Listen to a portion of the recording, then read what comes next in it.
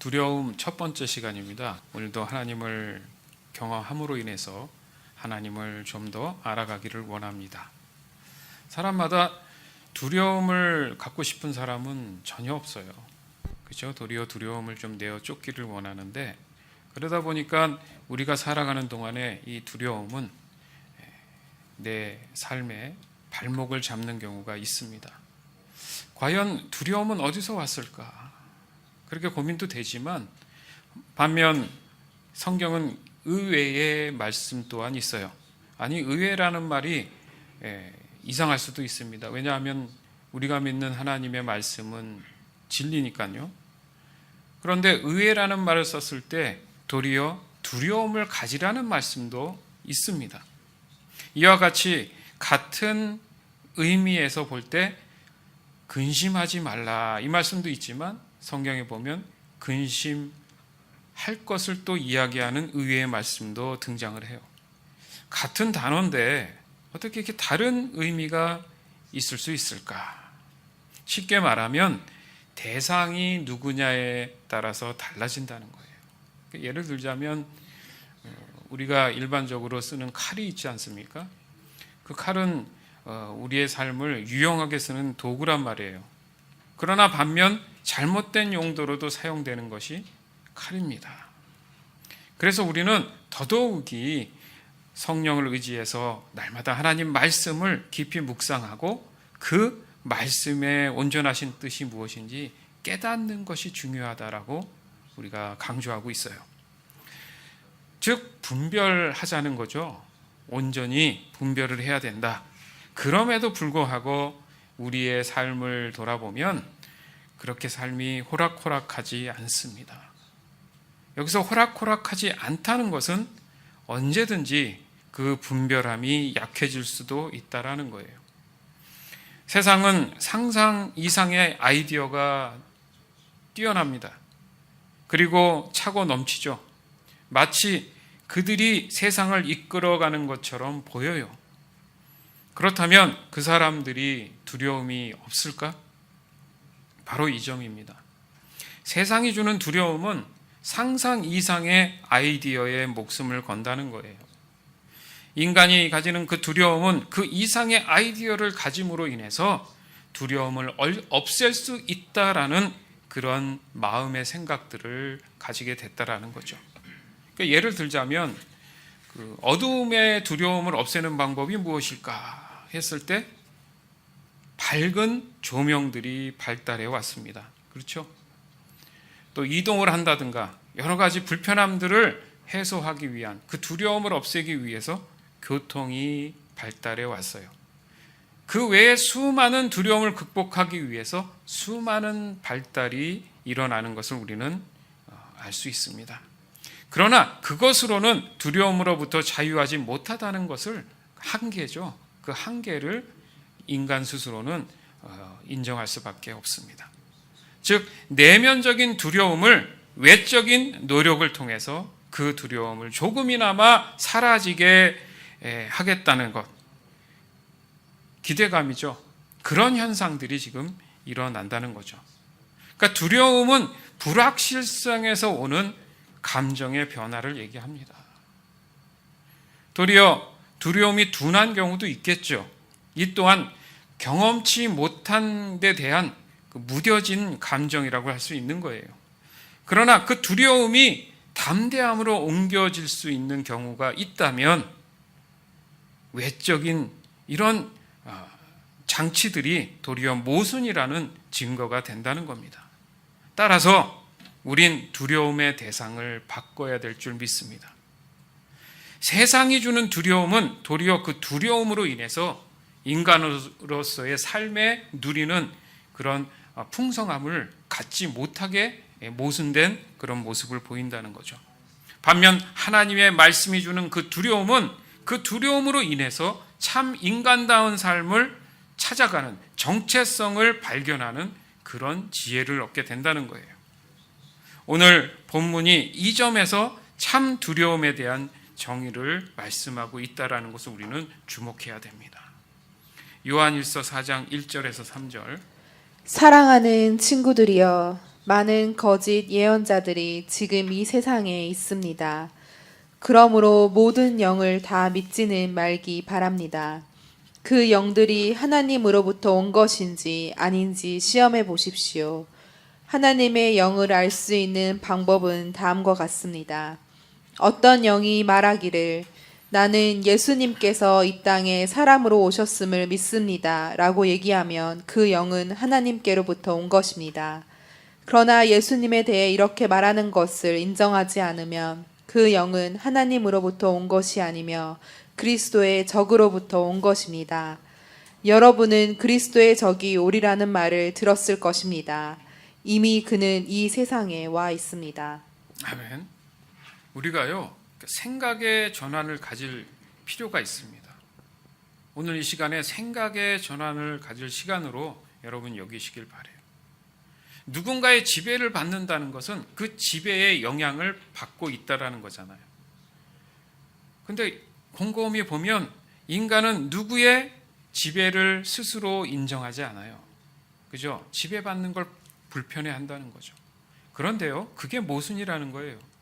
무엇보다도 인간은 어딘가에 의지하려는 성향이 있다라는 거죠. 도리어 인간은 다른 것을 지배하려는 성향이 더 큽니다. 여기서 이 두 지배가 다른 두 가지의 인생의 해석을 가지고 온다는 거예요. 자, 여기까지 이해되시겠죠? 자, 말씀하시기를 사랑하는 친구들이요, 많은 거짓 선지자들이 지금 이 세상에 있습니다. 그러므로 모든 영을 다 믿지 말기를 바랍니다. 이렇게 말씀하신단 말이죠. 세상에서의 두려움을 조장하는 것은 바로 이 거짓된 예언들이라는 거예요. 여기서 예언이라는 말이 미래에 대한 불확실성을 확실성으로 해석해 주려는 방법으로 지금 이해를 할 수 있다라는 거죠. 그렇게 되다 보니까 두려움을 사라지게 할 거라는 매력이 느껴지는 거예요. 그래서 빠지는 겁니다. 일반적인 사람들 점쟁이 찾아가잖아요. 일반적인 사람들이 왜 그렇게 미래에 대한 목숨을 걸까? 불확실성 때문에 그래요. 그것은 두려움 때문에 그렇다는 얘기예요. 또 말씀하시기를 그 영들이 하나님으로부터 왔는지 아닌지를 시험해 보십시오. 세상에 거짓된 그 예언자들이 가지는 영, 반면 하나님으로부터 온 영, 이 두 가지가 두려움이라는 같은 단어를 씀에도 불구하고 다른 두려움이라는 점을 지금 꼬집고 계신 거예요. 미래를 예측하는 것 같이 완벽한 삶은 없습니다. 그런 이유 때문에 인간은 두려움에서 벗어나려고 노력을 한다는 거예요. 그러나 잘못된 두려움에 대한 영적인 반응은 결론부터 말씀드리면 그 옛날 하와가 만났던 뱀의 미혹과 같다는 거예요. 지금도 그 죄에 대한 죄성이 반복되고 있다는 사실입니다. 그러나 온전한 두려움이라는 것은 하나님의 말씀에 대한 믿음에서 오는 진리라는 점에서 완전히 다른 길을 간다는 겁니다. 또 말씀하시기를 하나님의 영을 알 수 있는 방법은 다음과 같습니다. 어떤 영이 말하기를 나는 예수님께서 이 땅에 사람으로 오셨음을 믿습니다 라고 얘기한다면 그 영은 하나님께로부터 온 것입니다. 아멘. 결국 예수 그리스도를 인정한다는 것과 인정하지 않는다는 것이 현실에서 맞닥뜨렸을 때 이 두려움에 대한 해석이 달라질 수 있다는 거예요. 그 찰나, 그 순간을 우리는 반복해서 보내는 거예요. 두려움을 어떻게 해석할 것이냐에 따라서 내 삶에 적용되는 해석이 달라진다는 거죠. 또 말씀하시기를 그러나 예수님에 대해 이렇게 말하는 것을 인정하지 않으면, 이렇게가 뭐죠? 예수님이 나를 위해 이 땅에 오셨습니다. 예수님이 구원자입니다. 예수님이 나의 두려움을 없애주실 분입니다. 이런 말을 인정하지 않는다면 그 영은 하나님으로부터 온 것이 아니며 그리스도의 적으로부터 온 것입니다.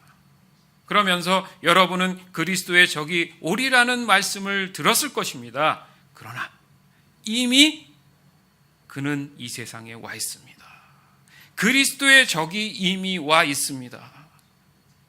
2000년 전에 쓰여진 이 말씀이 이미 그리스도의 적이 와 있습니다. 그럼 지금도 그들이 활동하고 있다라는 얘기잖아요.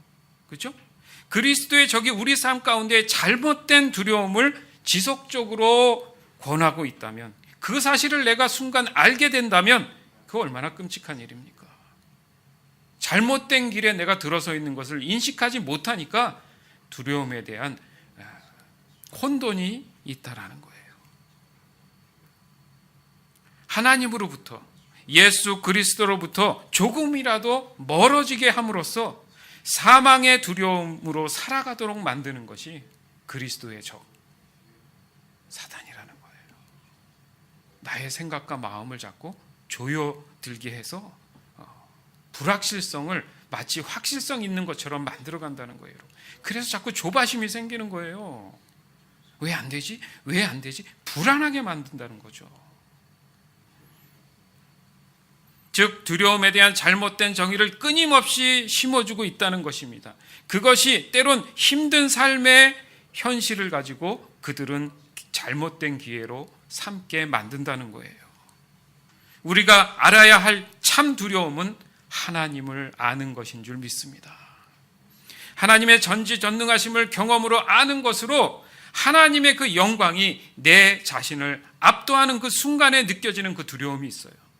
그 두려움은 도리어 나로 하여금 전적인 하나님의 은혜만을 구하는 삶을 살게 만들어 주신다는 거예요.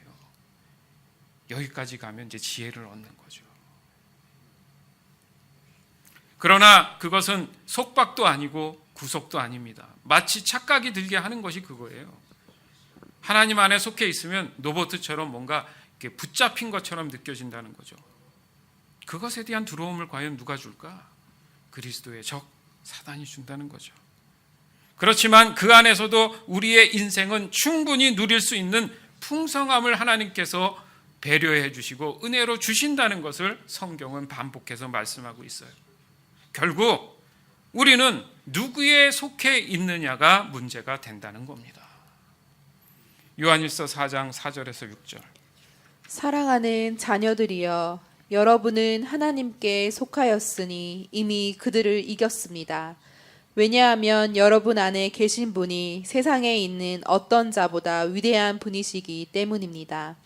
거짓 예언자들은 세상에 속한 사람들입니다. 그들이 말하는 것은 세상으로부터 온 것이며 세상은 그들의 말을 듣습니다. 그러나 우리는 하나님께로부터 왔습니다. 하나님을 아는 사람들은 우리의 말을 듣지만 하나님께로부터 오지 않은 사람들은 우리의 말을 듣지 않을 것입니다. 이것으로 우리는 진리의 영과 거짓의 영을 구별할 수 있습니다. 아멘. 자, 중요한 포인트가 뭐냐면 이미 그들을 우리는 이긴 상태입니다. 근데 이게 자꾸 안 믿어지니까 불안한 거죠. 이미 이긴 상태예요. 믿으십니까? 하나님께 속해 있다라는 이 기분 좋은 말, 이 기분 좋은 말이 삶의 현장에서는 적용이 안 되는 게 늘 우리는 문제가 되는 거예요. 말씀 볼 때, 예배할 때는 참 은혜가 되는데 이것이 나가서 내 삶에 직접적으로 적용할 때는 왜 그렇게 두려운지 우리는 이것에 대해서 고민할 필요가 있는 거예요. 결국 착각을 일으킨다는 거예요. 착각을 만들어낸다는 거죠. 그것을 조장하는 것이 바로 불확실성이에요. 미래에 대한 불안함을 자꾸 준다는 거예요. 그에 따르는 두려움에 대한 혼돈이 일어나면서 세상에 자꾸 귀를 기울이는 결과를 가져온다는 거죠. 그러다 보면 시험에 빠진다는 거예요. 하지만 하나님을 알아야 할 이유가 이것에 대한 분별의 결과를 가져오기 때문에 말씀하시기를 하나님을 아는 사람은 우리의 말을 듣지만 하나님으로부터 오지 않은 사람들은 우리의 말을 듣지 않을 것입니다 라고 말씀하시는, 비현실적이라는 거죠. 너나 잘 믿으라는 거죠. 지금 당면한 문제를 당장 해결해야 되는데 참 한가하다는 얘기죠. 지금 제가 이렇게 말하는 이 설교하는 이 내용은 뭐예요? 오직 하나님을 얘기합니다. 그렇죠? 하나님을 경험으로 알기를 원하는 마음을 갖고 있잖아요. 그런데 들리십니까? 듣기를 간절히 최선을 다해서 지금 마음을 다하고 있습니까? 사랑하는 여러분, 우리 안에는 여전히 미래의 불확실성에 대한 두려움이 나를 흔들 준비를 늘 하고 있다는 걸 명심하셔야 돼요. 순간순간 그럴 때 내 자신은 과연 그것을 인식하고 있는가? 순간순간 놓치지는 않는가? 내가 하는 말이나 행동에 대한 그 태도들이 그것을 대변하는 경우가 많다는 거예요. 따라서 두려움에 대한 올바른 해석을 위해 하나님의 말씀을 순간순간 매순간 사모하시기를 바랍니다. 이론이 아닌 어떻게 내 삶에 분명하게 전달될 수 있는지에 대한 문제가 늘 관건인 거예요. 우린 때론 하나님을 신뢰하지 못하고 눈에 보이는 현상에 대한 믿음을 가지는 경우가 많다는 겁니다. 이것이 바로 두려움에 대한 깊은 깨달음이 부족해서 나오는 결과라는 거예요. 이 두려움을 정확히 구분할 수 있는 지혜가 너무나도 절실한 시간에 우리는 살아가고 있다는 겁니다. 우리에게 주어진 이 귀한 시간, 귀한 이 기회를 통해서 두려움에 대한 성경적 깨달음에 관심을 더더욱이 순간순간 가지기를 간절히 주님의 이름으로 축원을 합니다. 내일을 자신 있게 보장할 수 있는 사람은 없다는 것을 우리는 너무 잘 알고 있어요. 따라서 오늘이 주어졌을 때, 이 말씀이 주어졌을 때 깨닫는 것이 굉장히 소중한 겁니다. 그것은 나이가 적던 많던, 많은 세월의 경륜이 있던 없던 이런 것들이 중요한 게 아닙니다. 하나님의 그 시간은 무한하기 때문에 그래요. 우리의 소망은 하나님과의 영생한 삶인 줄 믿습니다. 그 영생의 가치를 깨닫는 것이 바로 오늘 우리가 고민하는 두려움에 대한 온전한 해석을 도와줄 수 있게 된다는 거예요. 다시 한번 주 안에서 사랑하는 마음으로 여러분께 간절히 권면을 합니다. 하나님을 알고자 힘쓰시길 바라요. 그것은 쉼 없는 기도 생활과 쉼 없는 말씀 생활과 쉼 없는 예배 생활과 쉼 없는 신앙 훈련 생활로 가능한 줄 믿습니다. 다음 주에는 이 두려움을 이해하는 데 중요한 요소에 대해서 다시 한번 말씀을 나눌 것입니다. 오늘 이 귀한 말씀을 통해서 한 주간도 기대하는 마음을 가지세요. 그러면 여러분의 영이 반응하게 될 것입니다. 그래서 오늘 나눈 이 말씀을 꼭 기억하셔서 여러분의 믿음이 조금이라도 성장이 일어나는 그런 한 주간을 보내기를 주 예수 그리스도의 이름으로 다시 한번 축원합니다.